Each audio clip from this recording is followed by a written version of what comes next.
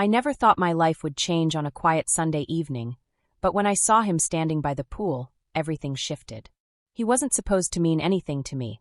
He was just the young man who cleaned my house. But the way his eyes lingered on mine that night, it felt like he saw a part of me I had long buried. And then, he said something that shattered my world. The house had grown too quiet since my husband passed away. Once filled with laughter, warmth, and the noise of a bustling family, it now echoed with memories that felt more like ghosts. My children had their own lives, scattered across the country, visiting occasionally, but the ache of loneliness remained constant. Every evening felt longer than the last, stretching endlessly into a silence I couldn't escape. Before his death, my husband and I had built a life that felt unshakable. He was my partner in every sense of the word. We shared joys, challenges, and countless little moments that I now held onto like fragile keepsakes. I wasn't just mourning him. I was mourning the version of myself I had been with him, the woman who laughed easily and loved fearlessly. I'd tried to find solace in routines. I filled my days with gardening, reading, and occasional calls from friends, but the emptiness always returned. The pool had become my escape, a place to float, think, and if only for a moment feel weightless. It had been a centerpiece of so many happy memories with my husband and children, yet now, it was my sanctuary. Then there was Sam. He'd been coming by for months, cleaning the house and maintaining the pool. At first, he was just another part of the routine, a polite good morning and a brief exchange about schedules or tasks. But over time I noticed him. His quiet confidence, the warmth in his smile, the way he spoke with a calm that felt grounding. He was much younger, at least 10 years younger than me, but there was something about him that lingered in my thoughts. I'd catch myself looking forward to his visits, even if it was just to hear his voice or watch him work. It was harmless, I told myself, just a small flicker of light in an otherwise dim existence. But the truth was he made me feel seen, not as a widow or a mother or someone stuck in the past, but as a woman, a feeling I hadn't allowed myself to experience in years. I never thought it would amount to anything. He was just a kind presence, a reminder that life could still surprise me. But that evening by the pool, everything changed. It started with little things, details I would have brushed off before, but now they seemed impossible to ignore. Sam's presence had begun to linger in my mind long after he left. I told myself it was harmless, that I was simply appreciating his kindness, his easy charm. But every glance, every small gesture seemed to carry weight, like there was something unspoken between us. I began to notice the way his gaze would linger just a second too long, the way his voice softened when he spoke to me. It wasn't anything obvious, nothing anyone else would notice. But I did, and I hated how much it unsettled me. One morning, I caught myself waiting by the window, watching for his truck to pull into the driveway. When he finally arrived, I felt a flutter in my chest that I quickly dismissed as ridiculous. I wasn't a schoolgirl with a crush. I was a grown woman, a widow. This wasn't supposed to happen. And yet, the little moments started to pile up. The way his smile seemed to light up when I stepped outside to greet him. The casual way he leaned against the doorframe, his arms crossed, his tone easy and familiar, as though we'd known each other far longer than we had. Once, as he fixed a loose tile by the pool, his shirt clung to his back, damp with sweat, and I found myself staring. I caught myself, my cheeks burning, and hurried inside before he could notice. But the thoughts followed me. At night, lying in bed, I replayed our conversations. I analyzed every smile, every laugh, every moment of eye contact, searching for meaning where there shouldn't have been any. And then I began to wonder, was I imagining it? Could he sense the pull I felt, or was it all in my head? One afternoon, as he worked on the pool, I brought him a glass of lemonade. He smiled as he took it, his fingers brushing mine, a touch so brief I almost thought I imagined it. "Thanks, ma'am," he said, his voice warm and sincere. And there it was again, that flutter in my chest, that spark that I couldn't seem to extinguish no matter how hard I tried. I began to notice other things, too, things that weren't about him, but about me. The way I lingered in front of the mirror, brushing my hair a little longer than usual, wondering if he would notice. The way I chose my clothes more carefully on the days he came by, opting for something that felt less casual, more intentional. It was subtle, but I felt the shift in myself, and it scared me. It wasn't just about Sam. It was about the feelings he stirred in me, feelings I thought I had buried long ago. Loneliness, yes, but also desire. A longing for connection, for the kind of closeness I had convinced myself I no longer needed. It was dangerous, this pull toward him. It made me question everything I thought I knew about myself. And yet I couldn't stop it. Every interaction, no matter how small, seemed to feed the tension between us. It was like walking a tightrope, balancing between propriety and something far more reckless. I told myself I was imagining it, that he was just being polite, kind. But then I'd catch him watching me, his eyes holding a quiet intensity that made my breath catch. It wasn't in my head. It was real. And that terrified me more than anything. I started avoiding him, making excuses to stay inside while he worked. But even that didn't help. The distance only made the tension grow, until it felt like a shadow hanging over me, following me wherever I went. And deep down I knew it was only a matter of time before something had to give. That evening felt different from the start. The sunset painted the sky in soft purples and oranges, casting a warm glow over the backyard as I stepped out to the pool. I had told myself I wouldn't let my thoughts wander to Sam again, but as I floated in the cool water, letting my mind drift, I found myself thinking about him anyway. His smile, his quiet confidence, the way his presence seemed to fill the empty spaces in my life. I closed my eyes, trying to push the thoughts away, but they refused to leave. And then, as if summoned by my wandering mind, I heard the faint sound of rustling. I opened my eyes and turned toward the house, and there he was, Sam, standing at the edge of the pool, a small toolbox in his hand. "Evening, ma'am," he called out, his voice carrying easily across the stillness. There was something in the way he said it, casual yet warm, that made my chest tighten. "Sam," I replied, trying to sound composed even as my heart raced. "What are you doing here so late?" He held up the toolbox, his lips curving into that familiar, easy smile. "Noticed one of the filter valves wasn't working right earlier. Thought I'd stop by and fix it before it causes any trouble." "Oh," I said, brushing a damp strand of hair from my face. "You didn't have to come back tonight. It could have waited until tomorrow." He shrugged, his smile widening just slightly. "I didn't mind. Besides, I didn't have much else to do." There was a pause, a beat that seemed to stretch longer than it should have. I could feel his eyes on me, the weight of his gaze making the water around me feel warmer than it should have. "You seem relaxed," he commented, nodding toward the pool. "I am," I replied, my voice softer than I intended. "It's been a quiet day." The pool seemed like the perfect way to wind down. He nodded thoughtfully, then set his toolbox on a nearby chair. "Mind if I take a quick look at the valve? I'll try not to disturb your peace." "Go ahead," I said softly. Sam crouched by the edge of the pool, his strong hands deftly inspecting the filter system.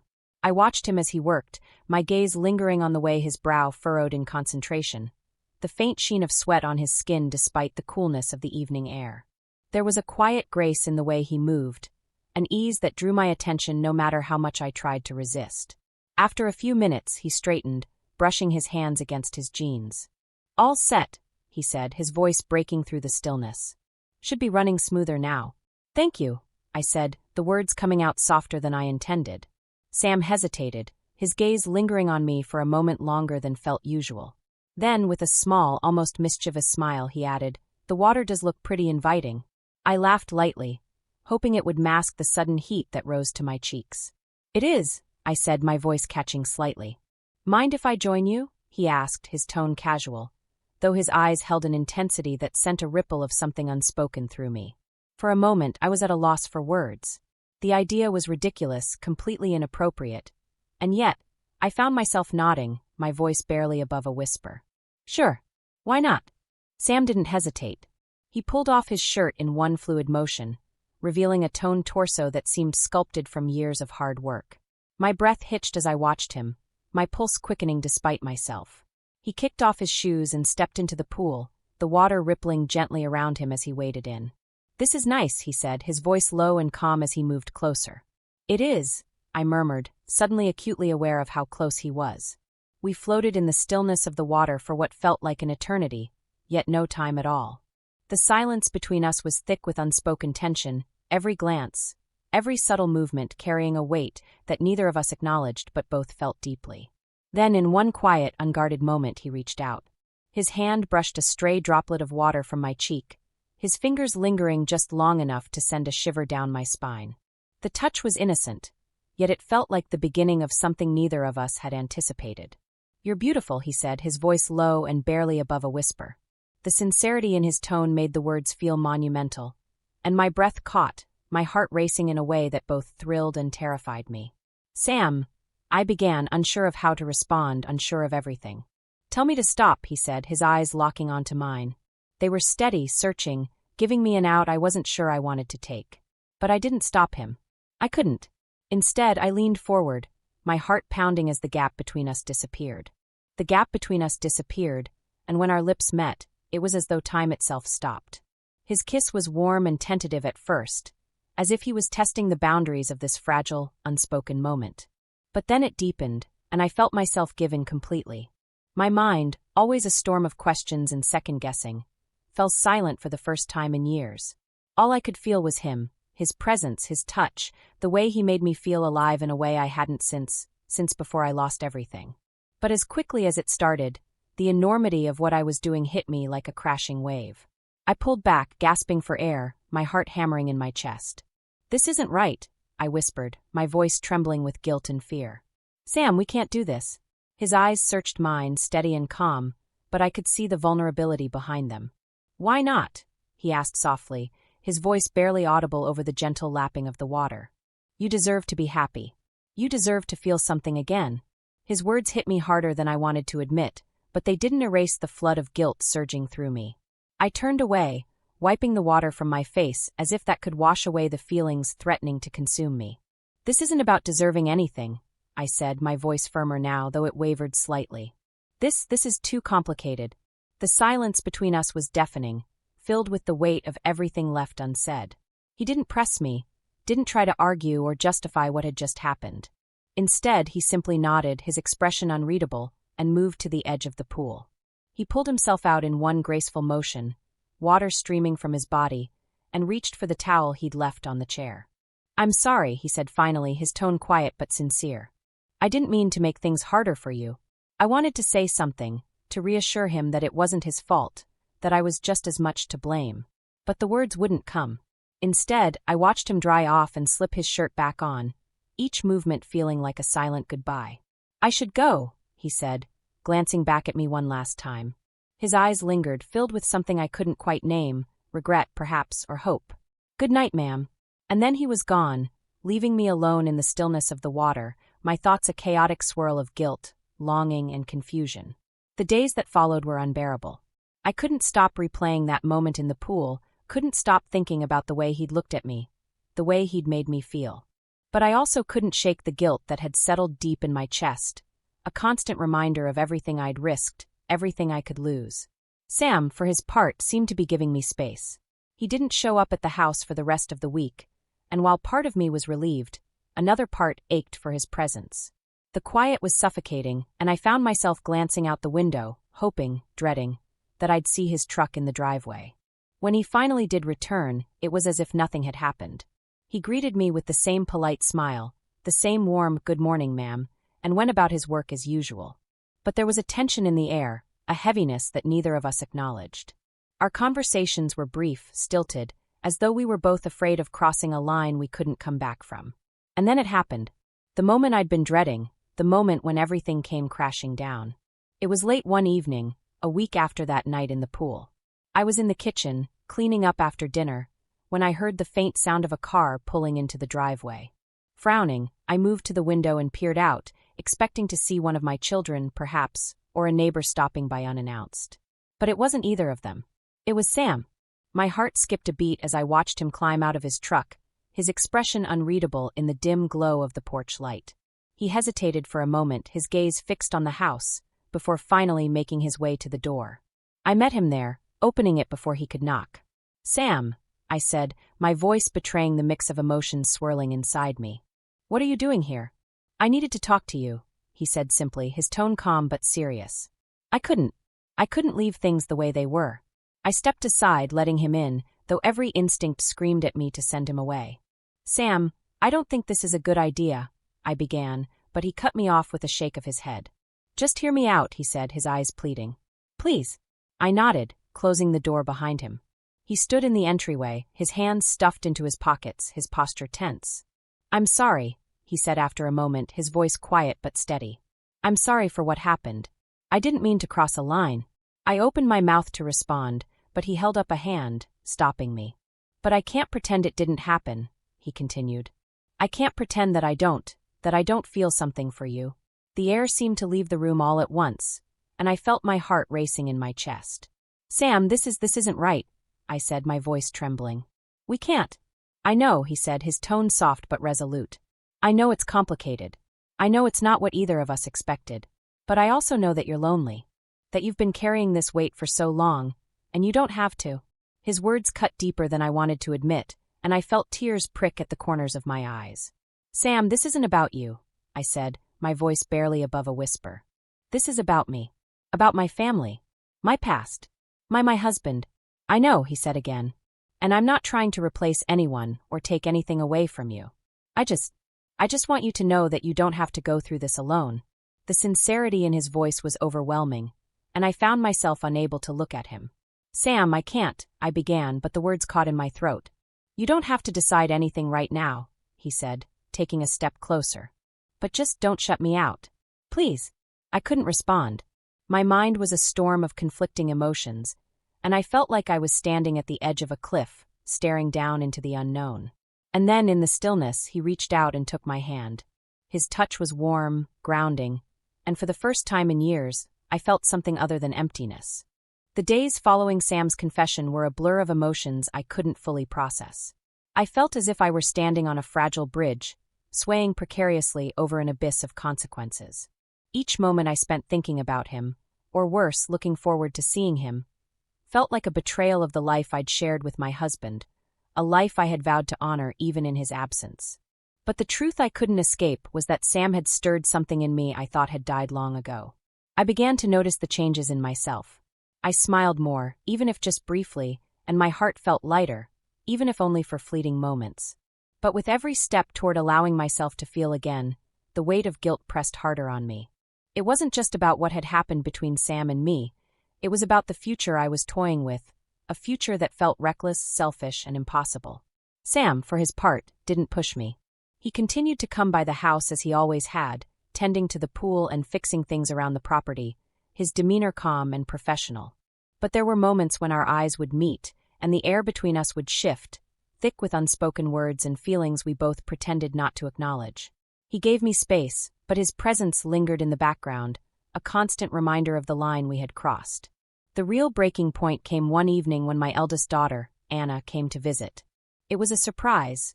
She hadn't mentioned she'd be in town, and her arrival caught me off guard. We sat in the living room, sipping tea and catching up, but my mind was elsewhere.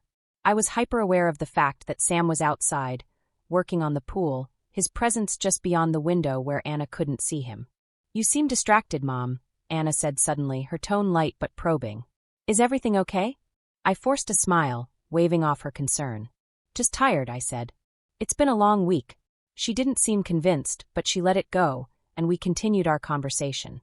But as the evening went on, I realized how much of a facade I'd been maintaining. I was hiding something monumental, from my own daughter, and it was tearing me apart. The next morning, I found Sam in the backyard, checking the filter system by the pool. He looked up when he saw me approaching, his expression immediately shifting to concern. "Morning," he said cautiously. "Everything okay?" "No," I said, my voice trembling. "It's not." He straightened, wiping his hands on a towel, and waited for me to continue. I took a deep breath, trying to steady myself. "Sam, whatever this is between us, it has to stop." His expression faltered, and for a moment, I saw the vulnerability in his eyes. "I understand," he said quietly, but there was a heaviness in his tone that broke my heart. "If that's what you want." "It's not about what I want," I said, my voice breaking. "It's about what's right. I have a family, a past, and I can't keep pretending that this doesn't affect everything." He nodded slowly, his gaze dropping to the ground. "I never meant to make things harder for you," he said. I just wanted to be there for you. You have been," I said, tears welling in my eyes. "And I'll always be grateful for that. But this isn't fair to either of us. It's not fair to my family, or to the memory of my husband." The mention of my husband seemed to hang heavily in the air, and I saw the way Sam's shoulders sagged, the fight leaving him. "I get it," he said softly. I'll give you some space." I nodded, unable to speak as a lump formed in my throat. I watched as he gathered his tools and walked away, each step feeling like a nail in the coffin of something that had barely begun, but had already meant so much. In the days that followed, I threw myself into routines, trying to distract myself from the ache of missing him. But the silence of the house felt louder than ever, and I couldn't stop thinking about the way he'd looked at me that last morning. The quiet understanding, the unspoken goodbye. My daughter visited again a week later, and this time, she seemed more attuned to my mood. As we sat in the garden, she reached out and took my hand, her eyes searching mine. "Mom," she said gently, "I know you miss Dad. And I know you're lonely. But you don't have to carry all of this alone." Her words brought tears to my eyes, and I squeezed her hand tightly. "I don't know how to let go," I admitted, my voice shaking. "I don't know how to move forward." "You don't have to let go," she said. "You just have to allow yourself to live. Dad would have wanted that for you." That night, as I lay in bed, I thought about what she'd said. I thought about my husband, about the life we'd built together and the love we'd shared. And I thought about Sam, about the way he'd made me feel seen, alive, in a way I hadn't felt in years. The guilt was still there, but so was the longing, the quiet hope that maybe, just maybe, there was still room in my life for something new. But what that meant, I didn't know. All I knew was that the choices I made moving forward would change everything. And for the first time in a long time, I wasn't sure if I was ready for that. Weeks passed, and life began to settle into something resembling normalcy. Sam stopped coming around, respecting the boundaries I had set, but his absence was palpable. The silence in the house felt heavier than before, and no amount of busywork could fill the space he had left behind. I had told myself I made the right decision, but the ache in my chest told a different story. One evening, as I sat on the patio with a cup of tea, watching the sun dip below the horizon, I found myself thinking about the life I had lived before everything changed. My husband, my children, the laughter and warmth that once filled this house, it all seemed so far away, like a dream I could barely remember. I had spent so many years clinging to the past, trying to honor the life we'd built together, that I hadn't allowed myself to consider what might come next. But now I couldn't ignore it anymore. Sam had awakened something in me, something I had buried under layers of grief and self-imposed isolation. It wasn't just about him. It was about the idea that I could feel again, that I could want again, that I could live again. And yet, the guilt lingered, a constant shadow reminding me of the life I had left behind. I thought about what my daughter had said during her last visit, her gentle words echoing in my mind. "You don't have to let go. You just have to allow yourself to live." She was right, of course. My husband wouldn't have wanted me to spend the rest of my life in mourning, but knowing that and accepting it were two different things. That night, as I lay in bed, I made a decision. I couldn't change the past, and I couldn't erase the mistakes I had made. But I could choose how I wanted to move forward. I could choose to honor my husband's memory by living a life he would have been proud of, a life filled with love, connection, and joy, instead of regret and loneliness. The next morning, I called Sam. The sound of his voice on the other end of the line sent a wave of relief through me, and for a moment, I couldn't speak. "Ma'am," he said, his tone cautious but warm. "Is everything okay?" "I don't know," I admitted, my voice trembling. "But I'd like to figure it out." He was silent for a moment, and I could hear the hesitation in his breath. "What are you saying?" he asked softly. "I'm saying that I don't know what the future holds," I said. "But I don't want to shut the door on it before it even has a chance to begin." The relief in his voice was palpable, but so was the caution. "I don't want to make things harder for you," he said. "You're not," I said firmly. "This is my choice. Whatever happens next, it's my choice." In the weeks that followed, we began to rebuild the fragile connection we had started, this time with more honesty and intention. It wasn't easy. There were moments of doubt, moments where the weight of everything threatened to pull me back into old habits. But there were also moments of joy, moments where I felt like I was rediscovering parts of myself I had long forgotten. Through it all, I learned something I hadn't allowed myself to believe before. It's possible to honor the past while still embracing the future. My love for my husband, the life we had built together, would always be a part of me. But it didn't have to define me forever. I could grieve for what I had lost while still making space for something new. And so, I chose to live, not just for myself, but for the people who had loved me, who had wanted the best for me, who had believed in me even when I couldn't believe in myself. It wasn't a perfect journey, and it never would be. But it was mine, and that was enough. What would you do if you were in her shoes? Could you let go of the past to embrace an uncertain future? Share your thoughts in the comments below. I'd love to hear your perspective. And don't forget to like, subscribe, and hit that notification bell for more stories that dive into the complexities of love, loss, and second chances. You won't want to miss what's coming next.